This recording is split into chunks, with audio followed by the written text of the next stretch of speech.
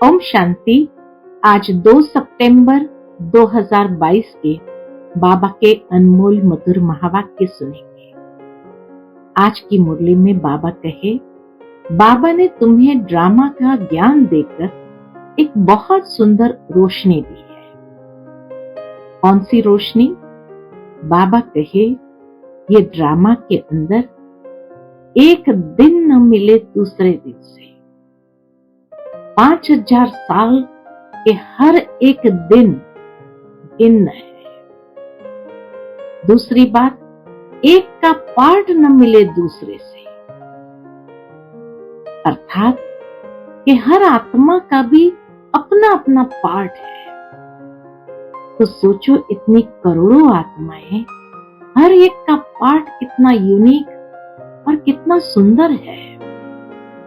जब इस दृष्टि से ड्रामा को समझते हैं तो बाबा कहे, तुम्हें ड्रामा के हर सीन को देखते हुए बहुत खुशी अनुभव होगी। तुम्हें कभी किसी बात की शिकायत नहीं। तो सुनते हैं बाबा के मधुर महावाक्य।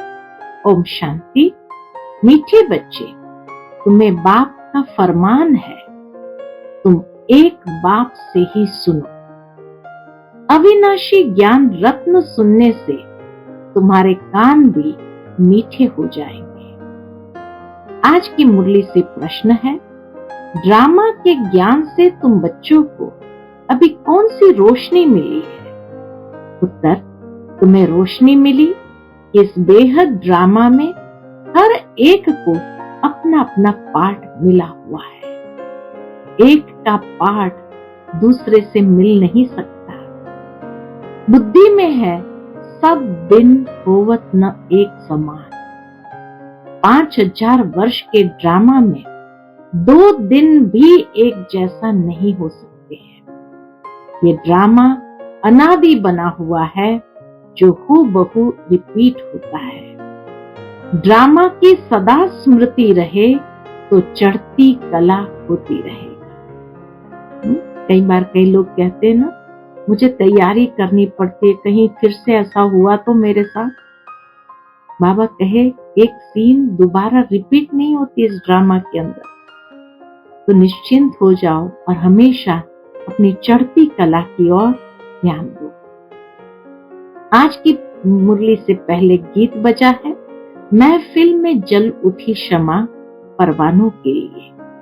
ओम शांति। बेहद के सच्चे बाप की है बेहद की महफिल। बाप आते ही तब है जब बड़ी महफिल होती है। सब आत्माएं यहाँ आ जाती है, तब बाप आते हैं। बल थोड़ी सी आत्माएं ऊपर होगी भी, वह भी आ जाएंगी। अब यह तो समझाया गया है बाबा कौन है। पहले पहले हमेशा बाबा की महिमा सुनाई है। कोई भी आते हैं तो बाबा कहे, सबसे पहले बाबा की महिमा सुनाइए। वह सच्चा बेहद का बाप है, बेहद का सच्चा शिक्षक है, बेहद का सच्चा सतगुरु है। यह एक की ही महिमा है, यह पक्का याद कर लेना है। नाम भी हमेशा शिव बाबा का लो। जब गिनती करते हैं तो बिंदी को शिव भी कहते हैं। व्यापारी लोग कहते हैं ना, लगाओ बिंदी, यानी लगाओ शिव। तो जब गिनती करते हैं तो बिंदी को शिव भी कहते हैं। तो बेहद का बाप शिव है, वह है बेहद का शिक्षक। हमको सृष्टि के आदि मध्य अंत तीनों कालों की समझानी देते हैं। हिस्ट्री और ज्योग्राफी होती है ना। सतयुग में कौन राज्य करते थे, कितने इलाके पर करते थे? तुम कहेंगे कि सतयुग में देवी देवताएं सारे विश्व पर राज्य करते थे। दिखलाया जाता है ना, कौन कौन कहां कहां राज्य करते थे। जैसे बड़ौदा वाले बड़ौदा पर राज्य करेंगे, यहाँ तो टुकड़े टुकड़े हैं। वहां ऐसे नहीं, वहां है सारे विश्व के मालिक और कोई धर्म नहीं होता। बाकी राजाएं क्यों नहीं होते? बाबा कहे, बाकी राजाएं क्यों नहीं होते? हर एक को अपना वर्षा मिलेगा। पहली मुख्य बात है ऊंचे ते ऊंचा शिव बाबा, जो सच्चा बेहद का बाप, बेहद की शिक्षा देने वाला है, जो सृष्टि के आदि मध्य अंत की नॉलेज समझाकर त्रिकालदर्शी बनाते हैं। दुनिया में त्रिकालदर्शी कोई मनुष्य नहीं, जो रचता और रचना के आदि मध्य अंत को जानता हो, वह बेहद का सतगुरु है। सबको साथ ले जाने वाला पंडा भी है। वह सब है जिस्मानी पंडे, यह है रूहानी। गीत में भी सुना, चारों धाम का जन्म जन्मांतर चक्कर लगाया। तीर्थ कोई कहां चारों तरफ है ना, चारों तरफ के चक्कर लगाए, फिर भी भक्त लोग भगवान से मिल न सके। चारों तरफ चक्कर लगाकर फिर भी हरदम दूर रहे। तो बाबा कहे, चारों तरफ के चक्कर लगाए, फिर भी भक्त लोग भगवान से मिल न सके। भगवान आते ही है इस समय। उनको पतित पावन कहा जाता है। कलयुग को सतयुग बनाने हमारा बाबा भारत में आते हैं। भारतवासियों को फिर से हीरे जैसा स्वर्ग का मालिक बनाते हैं। ऐसे बाप को न जानने कारण साधु संत आदि परमात्मा को सर्वव्यापी कह देते हैं। तुम बच्चे कहते हो, बाप ने ब्रह्मा के मुख द्वारा हमको अपना बनाया है, हम ईश्वर के कुटुंब के ठहरे। तुम हो शिववंशी, फिर बनते हो ब्रह्मा कुमार कुमारी। इनको कहा जाता है अविनाशी संतान। आत्मा भी अविनाशी, बाप भी अविनाशी। आत्मा एक शरीर छोड़ दूसरा लेती है। देवी देवता जो सतो प्रधान थे, वही सतो रजो तमो में आए हैं। विकारों की खाद पड़ने से फिर तमो प्रधान बन जाते हैं। खाद पड़ती है आत्मा में। ऐसे नहीं कि आत्मा निर्लेप है। आत्मा ही पुण्य आत्मा और पाप आत्मा बनती है। बोलो, हम जो आपको सुनाते हैं वही सुनो, हमको और किसका सुनना नहीं है। बाप का फरमान है, तुम किसी का नहीं सुनो। तुम जो बोलोगे, बाबा कहे, तुम जो बोलोगे शास्त्रों की ही बात बोलते हैं। दुनिया के मनुष्य जो कुछ भी बोलेंगे शास्त्रों की बात बोलेंगे। वह तो जन्म जन्मांतर हम सुनते ही आए, धक्के खाते ही आए हैं। बेहद का बाप तो एक ही है। हम ऐसे बाप की सुनेंगे और तुम्हारी सुनेंगे। कहो उनको, हम ऐसे बाप की सुनेंगे और तुम्हारी सुनेंगे। हम आपको सुनाने वाले हैं, न कि सुनने वाले। समझाना है। क्या समझाएंगे? प्रजापिता ब्रह्मा के इतने ब्रह्मा कुमार कुमारियां हैं, तो जरूर भाई बहन ठहरे। दादे का वर्षा मिलता है ब्रह्मा द्वारा। दादे का वर्षा बाप बिगर कैसे मिलेगा? बहुत कहते हैं, हम तो सीधा दादे से ही लेंगे, परंतु मिलेगा कैसे? ब्रह्मा कुमार कुमारी जब तक न बने, तब तक दादे से वर्षा कैसे मिलेगा? पौत्रे और पौत्रियां दोनों को हक मिलना है। बाप बिगर फिर दादा कहां से आएगा? पहले पहले है बाप का परिचय। वह गीता का भगवान बेहद का सच्चा बाप है, बेहद की शिक्षा देने वाला। बाप बूढ़ी माताओं के लिए बहुत सहज करके समझाते हैं। यह है संगम, जबकि बाप बैठ पतितों को पावन बनाते हैं। इनको कुंभी पाक नर्क कहा जाता है।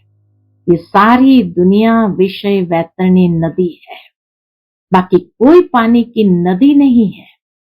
इनको विषय सागर भी कहते हैं। परम पिता परमात्मा है ज्ञान का सागर, और रावण है विषय सागर। उनसे विकारों की नदियां बहती है। रावण से विकारों की नदियां बहती है। इस समय जो आसुरी संप्रदाय है वह विषय सागर में गोता खा रहे हैं। दुख ही दुख है। इन बातों को भी कोटों में कोई ही समझेंगे। कई तो बहुत अच्छे बनकर भी फिर आश्चर्यवत भागंती हो जाते हैं। कहते भी है हम स्वर्ग के मालिक बन रहे हैं, फिर भागंती हो जाते हैं। युद्ध के मैदान में कोई सबकी जीत नहीं होती है। दोनों तरफ से कोई मरेंगे, कोई जीतेंगे। हाँ, पहलवान होंगे तो जास्ती को मारेंगे। कमजोर जो होते हैं वह जास्ती मरते हैं। यहाँ भी जो कमजोर है, ज्ञान में भी जो कमजोर है वह झट मर पड़ते हैं। यहाँ तुम्हारी है रावण से लड़ाई। काम से हराया तो बहुत बड़ी चोट लग पड़ती है। बॉक्सिंग होती है ना, कोई तो बेहोश हो जाते हैं, फिर आवाज करते हैं, कोई फिर खड़े हो जाते हैं। यहाँ भी काम की चोट खाई तो बड़ा जोर से धक्का आ जाता है। काला मुंह हो गया। क्रोध पर इतना नहीं कहेंगे जितना काम पर। यह है बहुत बड़ा दुश्मन, बहुत दुख देने वाला है। काम कटारी से ही बहुत दुखी हुए हैं। काम विकार से ही पतित बनते हैं। नानक ने भी कहा है, मूत पलिती कपड़ धोए। बाप ही आकर कपड़े धोते हैं। अभी तुम्हारा भी ये पुराना शरीर है। हर एक को अपना अपना पार्ट मिला हुआ है। एक न मिले दूसरे से। ड्रामा है ना, कहते हैं ना, सब दिन होत न एक समान।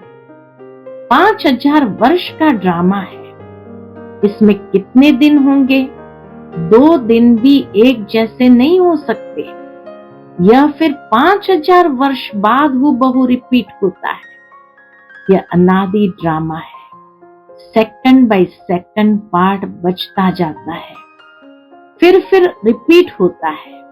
कहाँ सतयुग, कहाँ कलयुग, वहां क्या होता है, यहाँ क्या होता है, यह तुम बच्चों को अब रोशनी मिली है। अभी तुम्हारी चढ़ती कला शुरू होती है। बाप कहते हैं, दे दान तो छूटे ग्रहण विकारों का। सीधी सी बात है। बाप तुम्हारे विकारों का दान लेते हैं, फिर उनके बदले में देखो तुम क्या देते हो।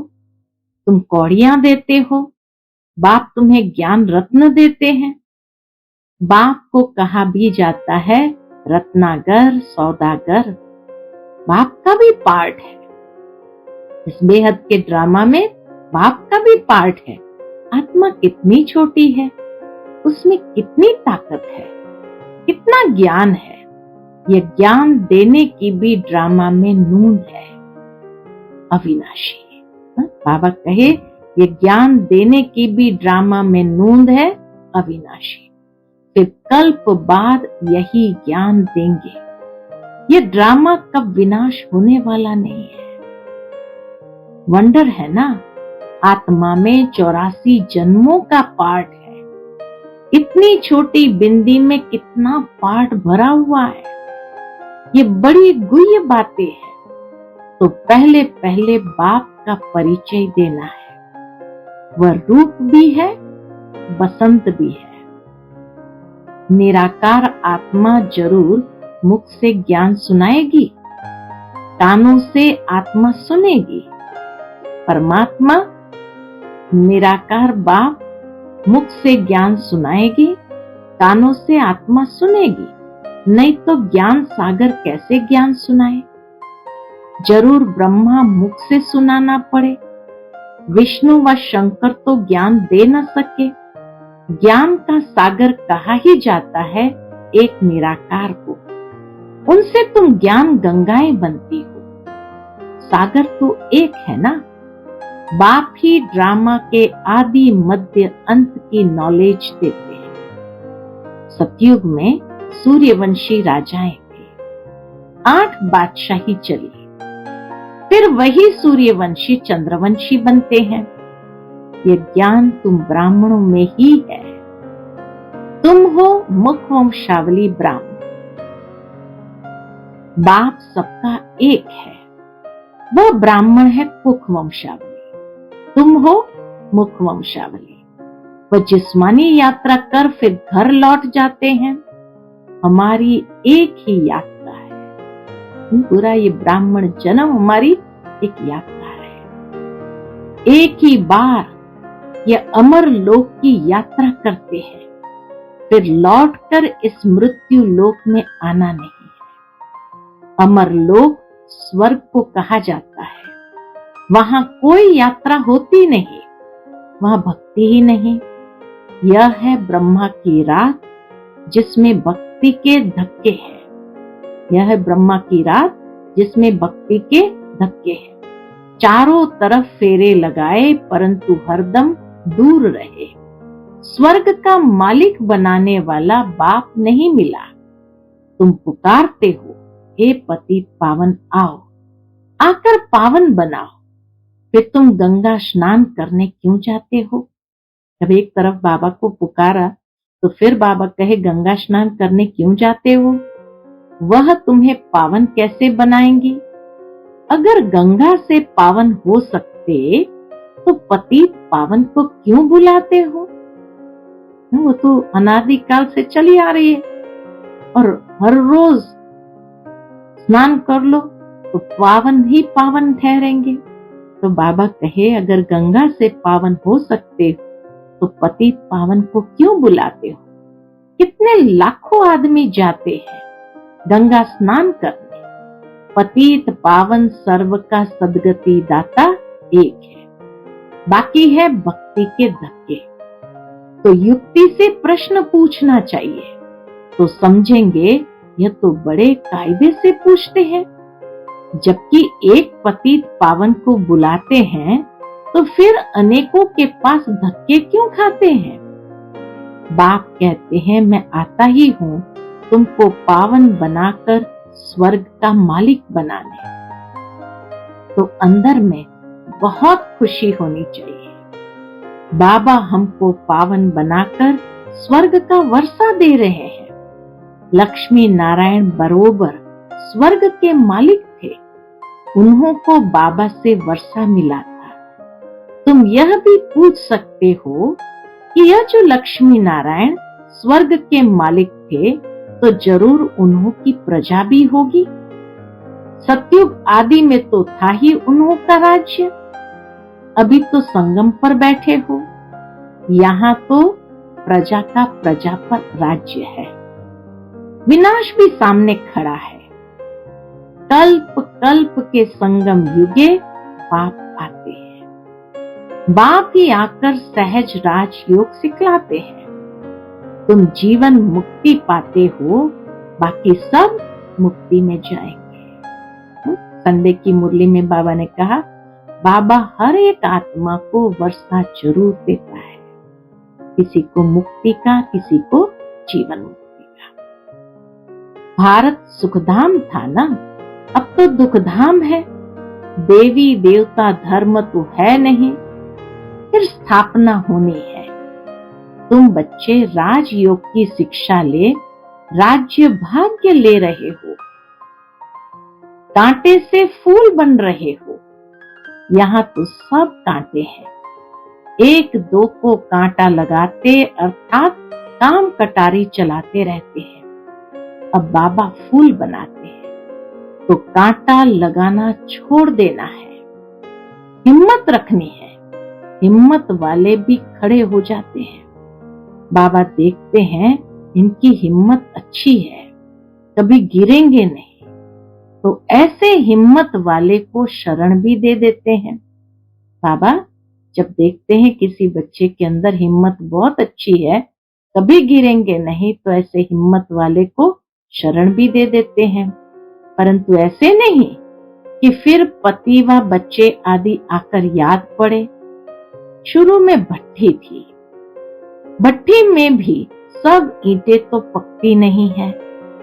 यहाँ भी ऐसे ही नंबरवार पुरुषार्थ अनुसार पक कर तैयार होते हैं। बाप कहते हैं ये ज्ञान यज्ञ में अनेक प्रकार के विघ्न पड़ते ही रहेंगे। कल्प पहले मुआफिक कोई कोई नाफरमान वरदार बच्चे भी है जो बाबा का कहना कभी मानेंगे नहीं, रूठ पड़ेंगे, गोया अपनी तकदीर से रूठते हैं। बाबा कहे कई बच्चे बाबा से रूठकर हाथ छोड़कर चले जाते, गोया अपनी तकदीर से रूठते हैं, फिर ऊंच तकदीर बनती ही नहीं है। देह अभिमान के कारण अपनी मत पर चलने लग पड़ते हैं। कदम कदम श्रीमत पर चलना चाहिए। श्रीमत देते हैं ब्रह्मा द्वारा, ऐसे थोड़ी कि प्रेरणा द्वारा किसको मत देंगे। अगर ऐसा होता तो फिर इनमें आकर इतने बच्चे पैदा करने की दरकार ही क्या है। अच्छे अच्छे पुराने बच्चे समझते हैं हम तो शिव बाबा से सीधा ही लेंगे। देह अभिमान बहुत है। बाबा कहे ये भी एक प्रकार का देह अभिमान है, तो ये पक्का याद कर लो। हमारा सच्चा बेहद का बाबा बेहद का वर्षा देने वाला है।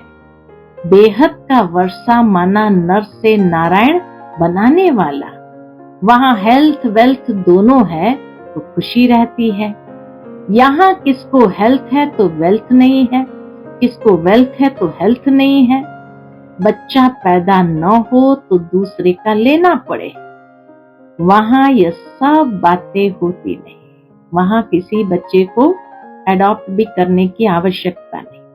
वहां तो एक बच्चा जरूर होगा। यह है ही दुख धाम।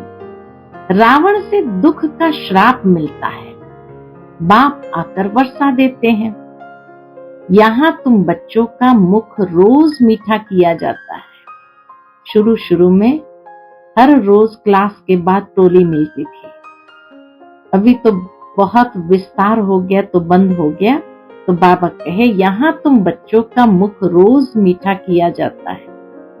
सेंटर्स पर तो गुरुवार के दिन मुख मीठा कराते होंगे। यहाँ तो कान भी मीठे किए जाते हैं, मुख भी मीठा किया जाता है। आत्मा कानों से अविनाशी ज्ञान सुनती है, नैनों से देखती है, मुख से खाती है तो उनका स्वाद आता है। आत्म अभिमानी बनना पड़ता है ना। अच्छा, मीठे मीठे सिकिलते बच्चों प्रति माता पिता बाप दादा का याद प्यार और गुड मॉर्निंग। रूहानी बाप की रूहानी बच्चों को नमस्ते। हम सब रूहानी बच्चों की रूहानी माता पिता बाप दादा को याद प्यार गुड मॉर्निंग और नमस्ते नमस्ते। शुक्रिया बाबा, शुक्रिया। आज की मुरली से धारणा के लिए मुख्य सार है। पहली पॉइंट, फूल बनकर सबको सुख देना है, किसी को कांटा नहीं लगाना है, कभी भी बाप की अवज्ञा नहीं करना है, रूठना नहीं है। दूसरी पॉइंट, कदम कदम बाप की श्रीमत पर चलना है, अपनी मत नहीं चलानी है। देह अभिमान में आकर नाफरमान वरदार नहीं बनना है। आज का बाबा का मधुर वरदान हम बच्चों के प्रति है, रूहानी सोशल वर्कर बन, हलचल के समय परिस्थितियों को पार करने की हिम्मत देने वाले सच्चे सेवाधारी भव। रूहानी सोशल वर्कर बन, हलचल के समय परिस्थितियों को पार करने की हिम्मत देने वाले सच्चे सेवाधारी भव। अभी समय प्रति समय विश्व में हलचल बढ़नी ही है।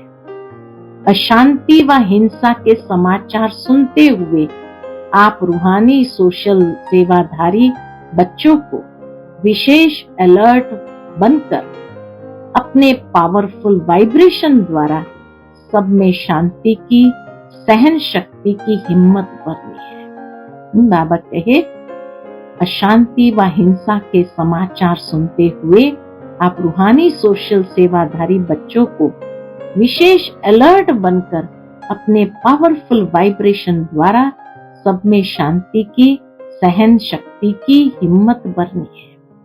लाइट हाउस बन सर्व को शांति की लाइट देनी है। यह फर्ज अदाए अब तीव्र गति से पालन करो, जिससे आत्माओं को रूहानी राहत मिले। जलते हुए दुख की अग्नि में शीतल जल भरने का अनुभव करें। आज का स्लोगन है, सर्व का मान प्राप्त करना है तो निर्माण चित्त बनो। सर्व का मान प्राप्त करना है तो निर्माण चित्त बनो। अच्छा, ओम शांति।